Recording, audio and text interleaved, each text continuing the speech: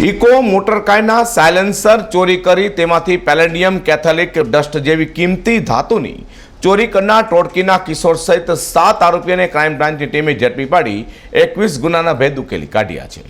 Crime branch police મથકનો staff પેટ્રોલિંગમાં હતો ત્યારે બાતમીના આધારે સુરત શહેર અને જિલ્લામાં અલગ અલગ જગ્યાએથી ઇકો કારના સાયલેન્સર ચોરી કરતી તેમાંથી પેલેડિયમ કેથોલિક ડસ્ટ જેવી કિંમતી ધાતુ કાઢી લઈ વેચી નાખનારા ટોળકીના રીઢા વચ્ચેમાં અનિલગીરી ગોસ્વામી, કેયુર ઉર્ફે કાળુ અજાણી, ભાવિન જાલવડિયા, જેમ્સ ઉર્ફે ટીટીઓ ધાનાણી, દાનિશ ઉર્ફે દાની મંસૂરી, અબ્દુલ કાદર મંસૂરી અને એક બાળ કિશોરને મોટા વરાછા લેક ગાર્ડન પાસેથી ઝડપી પાડ્યા છે।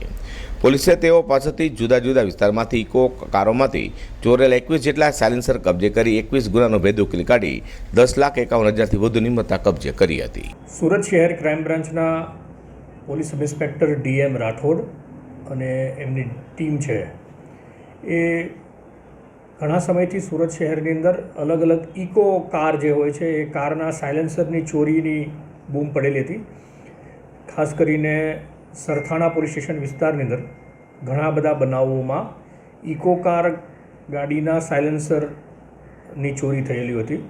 આ બાબતે તેઓ ઘણા સમયથી આ ચોરી કરતા ઈસમોને પકડવા માટેથી વર્કઆઉટ કરતા હતા। એ દરમિયાન તેઓને મળેલી બાતમીના આધારે ક્રાઇમ બ્રાન્ચ દ્વારા કુલ 4 ઈસમો જે આ ઇકો કાર જે છે એના સાયલેન્સરોને કારમાંથી કાઢી અને વેચતા હતા। તો આવા ચોરી કરવાવાળા 4 ઈસમો, એમની સાથે એક 5મો જે બાળ આરોપી છે એ અને 2 આરોપી કે જેઓ આ ચોરી કરેલા ઇકો કારના સાયલેન્સર છે આ સાયલેન્સરને કબાડી માર્કેટની અંદર ભંગારના ગોડાઉનની અંદર ખરીદતા હતા।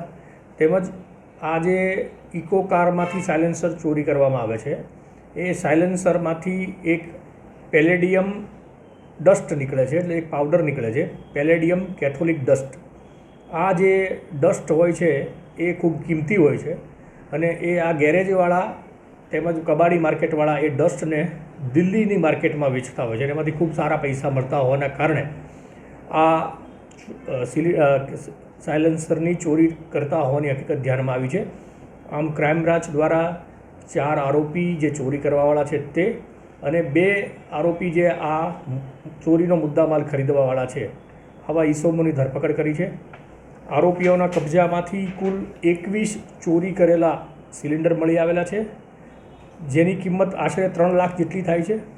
આ સિવાય જે ડસ્ટ પેલેડિયમ કેથોલિક ડસ્ટ જે માર્કેટમાં વેચેલું છે કબાડી માર્કેટમાં, એ કબાડી માર્કેટવાળા 2 ઈસમોની ધરપકડ કરી તેમના કબજામાંથી પણ 3.5 લાખ રૂપિયાની કિંમતનો એ જે ડસ્ટ છે એ કબજે કરવામાં આવ્યું છે। આરોપીઓ જ્યારે ચોરી કરવા જતા હતા ત્યારે જે ફોર્ચ્યુનર ગાડીનો ઉપયોગ કરતા હતા એ ગાડી, 3 મોટરસાઇકલો, આ સિવાય અન્ય મુદ્દામાલ પણ આરોપીઓના કબજામાંથી કબજે કરવામાં આવ્યો છે। આ જે ગુનો છે એમાં મુખ્ય સૂત્રધાર છે અનિલગીરી ઘનશ્યામગીરી ગોસ્વામી, જે મૂળ ભાવનગરનો વતની છે અને સુરતમાં છેલ્લા ઘણા વર્ષોથી રહે છે।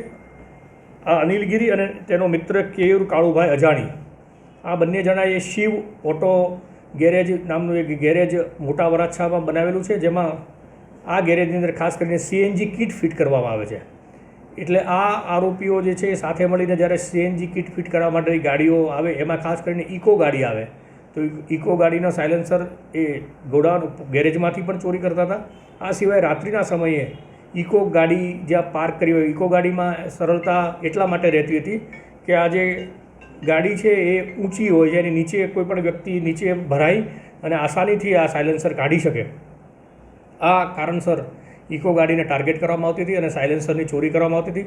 હાલમાં આ બાબતે સુરત શહેરમાં અને બાજુના કામરેજની અંદર કુલ 21 ગુનાઓ દાખલ થયા છે। જે બાબતે જોઈએ તો સરથાણા પોલીસ સ્ટેશનમાં કુલ 11 આવા ગુનાઓ દાખલ થયેલા છે।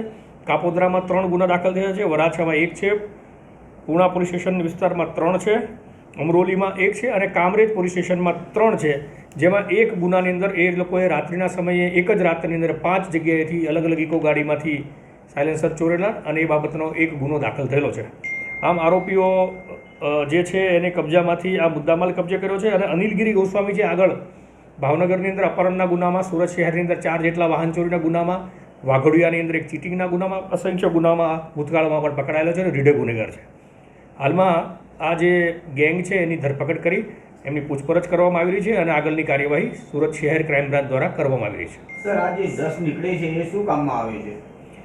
આ જે પેલેડિયમ કેથોલિક ડસ્ટ જે છે એ આરોપીની પૂછપરછ દરમિયાન એવું જાણવા મળ્યું છે કે એ દિલ્હીની માર્કેટની અંદર વપરાય છે અને ખૂબ મોંઘા કિંમતમાં વેચાતો છે. અમે ઇકો ગાડી જે જગ્યાએથી વેચાય છે એ ડિસ્ટ્રીબ્યુટરને પણ પૂછ્યું છે, પણ હજી આ ડસ્ટનો ઉપયોગ કેવી રીતે અને શેના કારણ કઈ બાબતમાં શેમાં ઉપયોગમાં આવે છે એ હજી માહિતી મળી નથી. આરોપીઓ આજે જ પકડાયા છે, એની પૂછપરછ ચાલુ છે. આ સિવાય પણ અમે આ ડસ્ટ અને આ સાયલેન્સર કાઢવાથી શું આર્થિક ફાયદો ગુનેગારોને થાય એ બાબતે જે ટેકનિકલ જાણકારી મેળવવાની છે અથવા FSLને પૂછપરછ કરવાની છે અથવા તો આ માર્કેટની અંદર ક્યાં અને શું ભાવે વેચાય છે અને એનો શું ઉપયોગમાં થઈ રહ્યું છે એ બાબતની હવે આગળ પૂછપરછ અને તપાસ કરવામાં આવશે. ક્રાઇમ બ્રાન્ચે સાયલેન્સર ચોરી કરતી ટોળકીને ઝડપી પાડી સરથાણા, કાપોદ્રા, પૂણા, કામરેજ, અમરોલી અને વરાછા પોલીસ મથકના 21 ગુનાના ભેદ ઉકેલી કાઢ્યા છે.